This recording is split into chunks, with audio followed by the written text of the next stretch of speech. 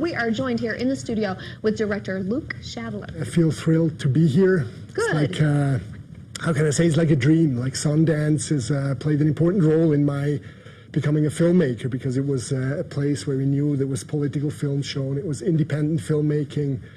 And yeah, to be here as a spectator would have been great, and now the film is even much better. Angry Monk, the title alone really says a lot about the film itself. People don't think of monks as angry. Why did you choose that title? Well, exactly for what you mentioned now. I wanted to play with this contradiction, because I think Tibet is often seen as this kind of spiritual abode, as this former paradise with a peaceful religion and everything.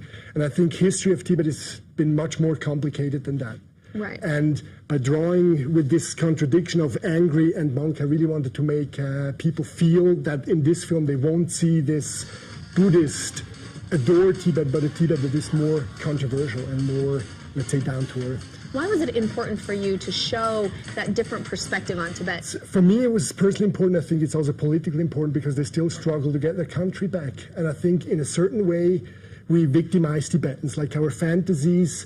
We use them for our fantasies, because we sort of project into Tibet something that we think we have lost.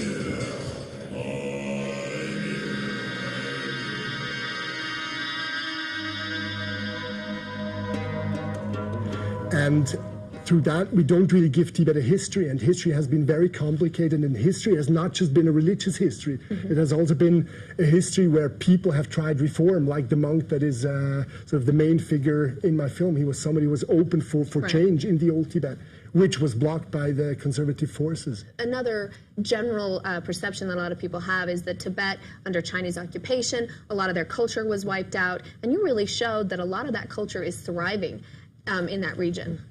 I think that's basic. For me, this is the most important point. Like, there were 2 points to me that were really important. One is to show that Tibet's past was not all that Shangri-La-like. And for the situation today, it's really important to show that there is a life on the Chinese rule, which doesn't make the Chinese oppression a good one. I just say that the Tibetans have developed very subtle forms of resistance.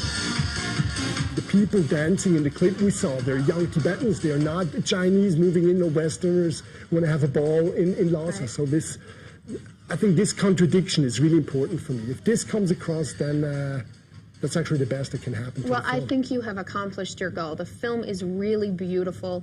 It's very well done. Thank you so much for coming in, and best of luck to you here at Sundance.